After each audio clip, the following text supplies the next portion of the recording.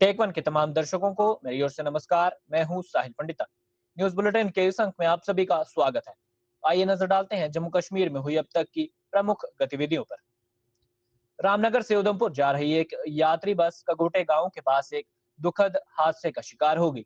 Driver के नियंत्रण खो देने के कारण बस सड़क से करीब 60 फीट नीचे जा गिरी।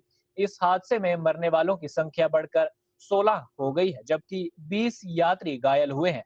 पुलिस और स्थानीय लोगों ने तुरंत बचाव अभियान शुरू किया और घायलों को इलाज के लिए जीएमसी उधमपुर पहुंचाया।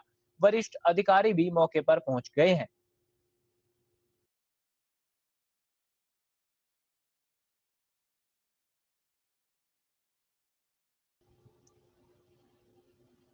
प्रधानमंत्री नरेंद्र मोदी ने उधमपुर जिले के रामनगर स्थित कगोटे गांव में हुई दुखद बस दुर्घटना पर गहरा शोक व्यक्त किया।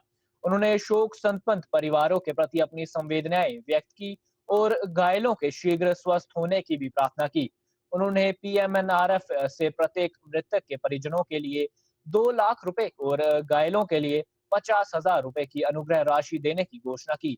साथ ही इस दुर्घटना से प्रभावित लोगों को सरकारी सहायता का भी आश्वासन दिया।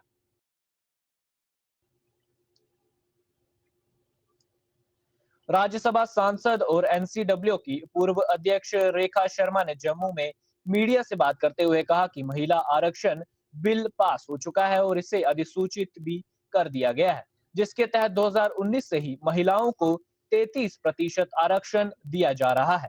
उन्होंने कांग्रेस और उसके सहयोगियों पर इस बिल के कार्यान्वयन में बाधा डालने का आरोप लगाया और उन्हें महिला विरोधी बताते हुए कहा कि वह महिलाओं को आगे बढ़ने देना नहीं चाहते।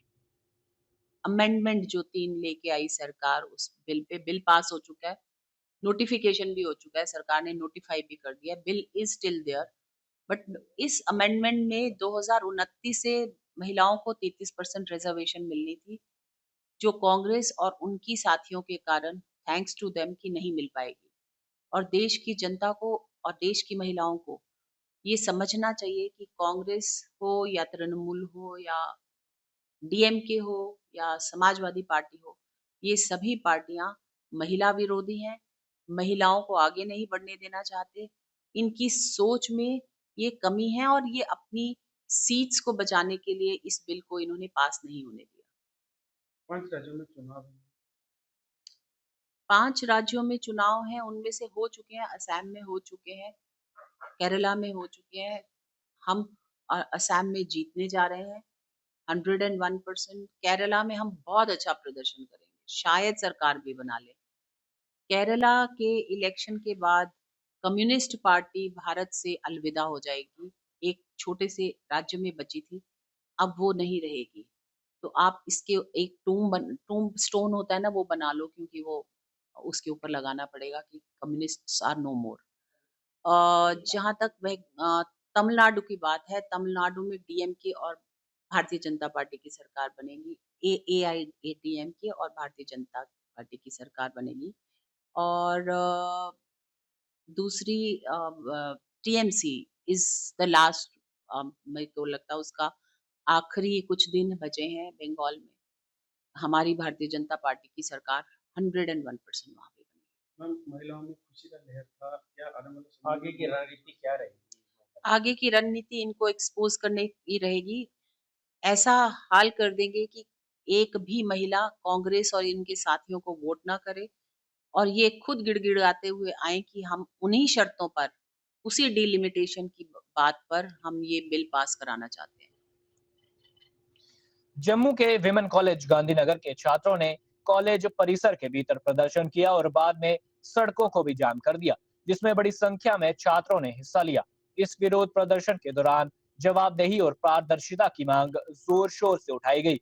छात्रों ने कॉलेज प्रशासन पर लापरवाही और सुरक्षा में चूक का आरोप लगाते हुए परिवार की इकलौती संतान अंजलि चौधरी के लिए न्याय की मांग की। साइड पे रह के जितना बोलना बोलो, साइड पे बोलने के बाद बताओ, वो लोग बाहर क्या जाएंगे अगर आप साइड पे रहेंगे तो। जो बच्चे सच बता रहे हैं कमेंट सेक्शन में जाके उनके कमेंट्स डिलीट किए जा रहे हैं। क्यों उनके कमेंट्स डिलीट किए जा रहे हैं? कौन बोल रहा है कि वो नाच रही थी? कोई नहीं नाच रही थी। वो उसके जहाँ पे उसकी डेथ हुई थी, उसकी जो फोटोज वायरल हो रहे हैं, वहाँ पे भी आप देखोगे मैक्रोनी के पीसेस पड़े थे साइड पे। वो मैक्रोनी का उसने जस्ट एक स्पून डाला था अपने मुंह में, वैसे ही उसको बस का एक टर्न लिया, उसको पुश लगा, वो बाहर गिर गई। वहाँ पे कंडक्टर क्यों नहीं खड़ा था? पूरी गलती कॉलेज की है। क्यों वहाँ पे कंडक्टर क्यों नहीं खड़ा था? ड्राइवर, एक कॉलेज के साथ एक ड्राइवर और कंडक्टर पूरा देते हैं, वो कंडक्टर क्यों नहीं खड़ा था? और डोर्स क्यों नहीं बंद थे बसेस के? अगर डोर बंद थे, ये कह रहे हैं कि डोर बंद था, ठीक है, जब वो गिरी उसको सेफ्टी मिलनी चाहिए थी। जो बसेस के डोर होते हैं वो अंदर को खुलते हैं, वो बाहर को कैसे गिर गई है? कॉलेज को पूरी रिस्पॉन्सिबिलिटी लेनी चाहिए उसकी डेथ की। हम सड़कों पे उतरेंगे अगर प्रिंसिपल नहीं आती है। प्रिंसिपल हमें बोल रही है कि आप अंदर आके हमसे बात करो, लेकिन ऐसा नहीं होगा। प्रिंसिपल खुद बाहर आएगी और फिर हमसे बात की जाएगी। क्या लगता है लापरवाही है? बिल्कुल लापरवाही है।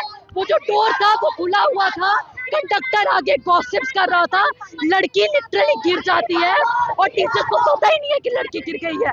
स्टूडेंट्स बताती हैं कि लड़की गिर चुकी है। उनके पेरेंट्स का आप अगर हाल देखोगे, आप खुद जाओ उनके घर, उनके लिटरली पेरेंट्स, उनकी मम्मा इतनी बीमार रहती है, वो लिटरली बेहोश हो जा रही है हमारे सामने। इकलौती लड़की थी वो। तो यही बात है कि इन्होंने लापरवाही की है। प्रिकॉशंस अगर लिए जाते मे बी अंजलि जिंदा होती है। कॉलेज की तरफ से ये कहा जा रहा है कि बस में डांस कर रही है। तो अपना टिफिन ऑफर करने गई है, वो कोई डांस नहीं कर रही थी। उसके बारे में नेगेटिविटी फैलाई जा रही है कि वो ड्रंक थी, वो लिटरली डांस कर रही थी, वो लिटरली अपना टिफिन शेयर करने गई थी। आप इनकी डेड बॉडी पे भी देख सकते हो, आसपास मैक्रोनी गिरी हुई है, टिफिन बाहर गिरा। तो यही बात आती है, प्रिकॉशंस नहीं थी। कल को उसके साथ हुआ है, कल को हमारे साथ भी हो सकता है।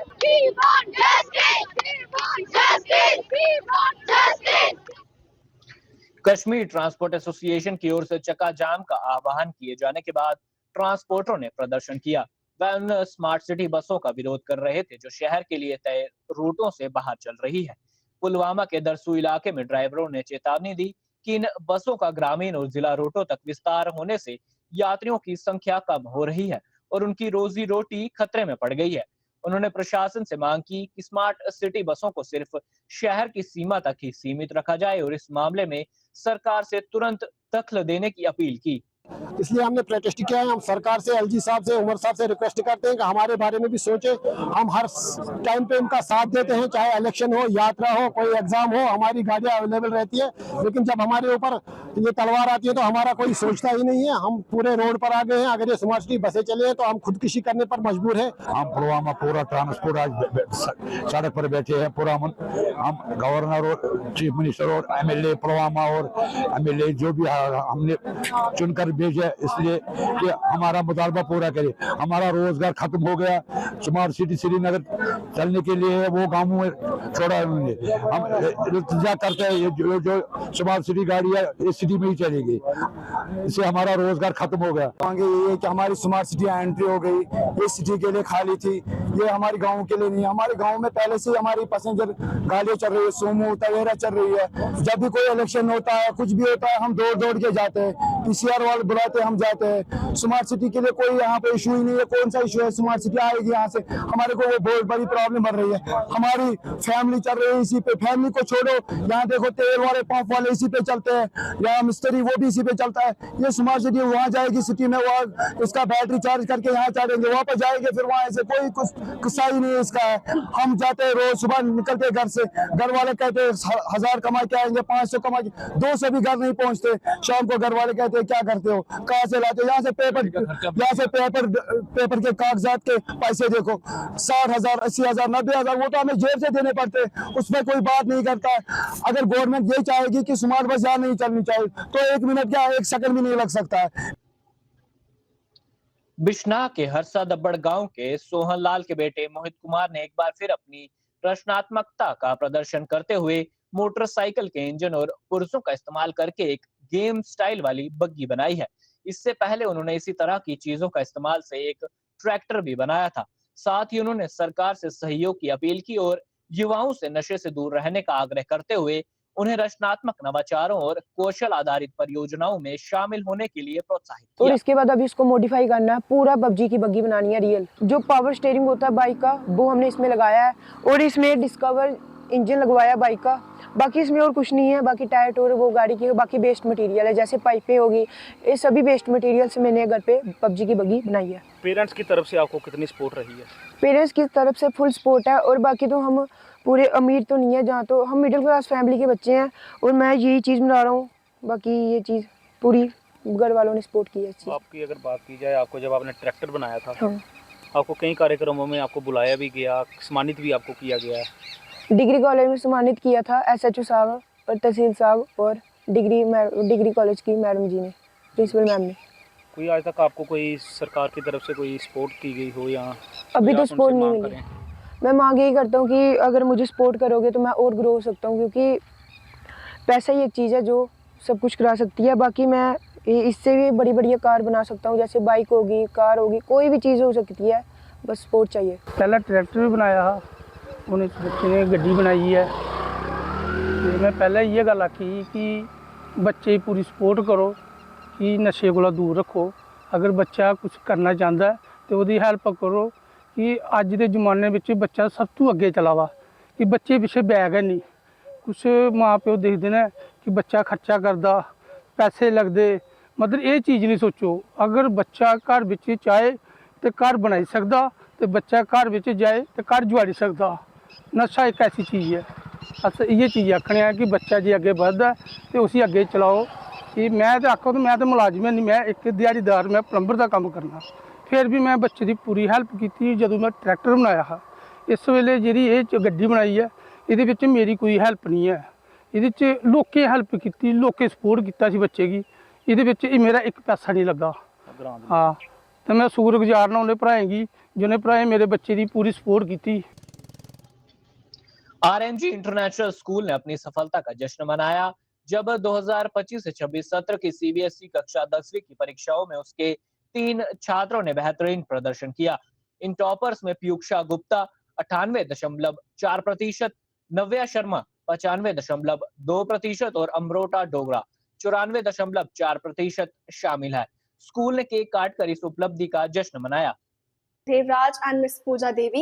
Well, it's a privilege to stand at this very position, and the reason and the main support behind my success definitely goes to my parents and my teachers and the school also, and my own hard work, and definitely the God who has been my great supporter every time.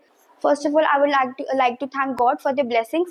Secondly, I would like to thank my parents for their consistent involvement and support. Thirdly, the school management team, Director Ma'am Mrs. Mona Gupta, Chairman Sir Mr. Rohit Gupta, Dean Ma'am Ms. Khushi Gupta for their consistent support, guidance. So first of all, I would thank the Almighty God for always blessing me and providing me the opportunities and platforms for giving my best. Then my parents who have worked so hard, being so dedicated and supportive, and have always given me the right environment to nurture. Then my school, RMG International School, and all my teachers who have supported me at different spheres of my life, nurtured me, helped me in my growth, and always provided a supportive environment. हाल ही में घोषित CBSE 10वीं के नतीजों में पीयूष सिंह ठाकुर ने शानदार 98% अंक हासिल किए। अपने शिक्षकों और माता पिता के प्रति आभार व्यक्त करते हुए उन्होंने सफलता पाने के लिए शैक्षणिक यात्रा की शुरुआत से ही सेल्फ लर्निंग और लगातार प्रयासों के महत्व पर जोर दिया।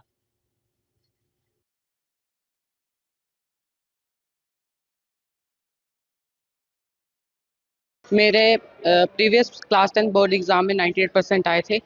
इस सब के लिए मैं अपने टीचर्स, प्रिंसिपल, स्कूल स्टाफ सबका मैं बहुत ज़्यादा थैंक यू करना चाहता हूँ। उनने मुझे बहुत ज़्यादा मोटिवेशन दी, मेंटरशिप, गाइडेंस, जो भी मुझे चीज़ चाहिए थी वो सब उनने मुझे दी। लास्ट एंड मोमेंट पे मुझे हर एक स्ट्रेटजी बताई, रिवीजन टेक्निक्स बताई, जिससे मुझे बहुत ज़्यादा मेरी इम्प्रूवमेंट हुई और साथ साथ में मुझे बहुत ज़्यादा मोटिवेशन, डिसिप्लिन मैंने सीखा और कैसे कंसिस्टेंसी से रेगुलरली हार्ड वर्क करना पड़ता है, ये सब कुछ मैंने सीखा। इसके लिए मैं अपने टीचर्स, पेरेंट्स, हर एक का बहुत ज़्यादा धन्यवाद करता हूँ। कितना स्ट्रगल करना पड़ता था, क्या रूटीन रहती थी दिन भर में? सर, मेरा जो रूटीन था वो एक एवरेज स्टूडेंट की तरह ही था, ज़्यादा हार्ड भी नहीं था, लेकिन उसको फॉलो करना थोड़ा सा डिफ़िकल्ट है क्योंकि इसमें हमें बहुत ज़्यादा कंसिस्टेंसी मेंटेन करनी पड़ती है। साथ में हमें डिसिप्लिन से हर रोज़ क्लासेस अटेंड करनी पड़ती है, रिवीजन करना पड़ता है। मैं लगभग स्कूल के अलावा 3-4 घंटे अपने घर में पढ़ता था। इसमें मैं क्वेश्चंस, टॉपिक का रिवीजन, न्यू टॉपिक को सीखना, ये सब चीज़ें करता था और ये चीज़ें ज़्यादा डिफ़िकल्ट भी नहीं थी क्योंकि मैं हर रोज़ करता था, क्योंकि कंसिस्टेंसी बहुत ज़्यादा मैटर करती है हार्ड वर्क से। लास्ट एंड मोमेंट पे हार्ड वर्क करना इससे बहुत ज़्यादा बेटर है कि हम शुरू से ही कंसिस्टेंसी मेंटेन करके थोड़ा थोड़ा पढ़ के ही हम ऐसे अच्छे मार्क्स भी अचीव कर सकते हैं। इसकी स्कूलिंग जो है मैं रामबन के एक पहाड़ी क्षेत्र का रहने वाला हूँ। बेसिक एजुकेशन बच्चे की वहीं हुई है। 5th के बाद वो वहाँ से हम यहाँ जम्मू शिफ्ट हुए थे, फिर कोरोना काल रहा। मेहनती था, पढ़ाई वगैरह में लगन से काम करता था, और सबसे बड़ी बात है कि हार्ड वर्क और डेडिकेशन विद पेशेंस, और मुझे लगता है कि उस हिसाब से कुल मिलाकर के अच्छे मार्क्स लिए हैं इसने, और इसके हमारे पूरी फैमिली के साथ साथ पूरे विद्यालय का नाम भी इन्होंने रोशन किया है। तो बाकी तो मैं कुछ और कह नहीं सकता हूँ, बस इनको यही कहूँगा कि अपना जो ये पेस है इसको मेंटेन रखें। कॉलेज से हमारा जो पेरेंट्स का मेन रोल जो रहता है वो इनकरेजमेंट वगैरह है, बाकी तो टीचर्स का ही मेन रोल रहता है। तो बच्चा उसी हिसाब से अपनी स्पेस को मेंटेन रखे और फ्यूचर में अपनी पढ़ाई कंप्लीट करे। अभी 11th है 12th है, फिर देखेंगे। आपका मियाँ बीवी का किस तरह का रोल रहता था जब भी बच्चा पढ़ता था, किस तरह की परेशानी हुई? सर भगवान की कृपा से वैसा तो कुछ रहा नहीं हमको इतना ज़्यादा इनको कि बार बार इनको डांटना डपना ये करना।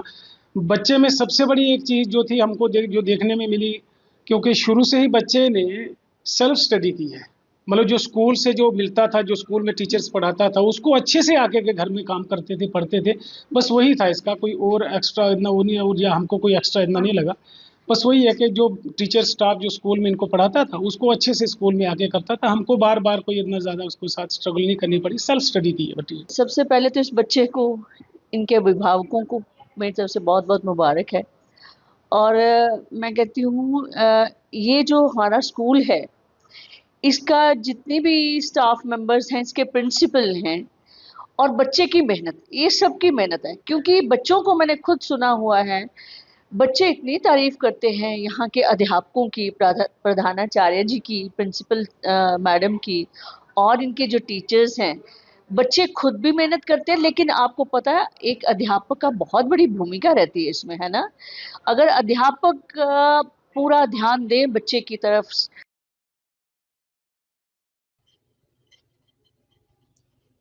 और इसी के साथ न्यूज बुलेटिन का ये अंक यही समाप्त होता है। फिर हाजिर होंगे कुछ नई खबरों के साथ, तब तक के लिए दीजिए इजाजत, नमस्कार।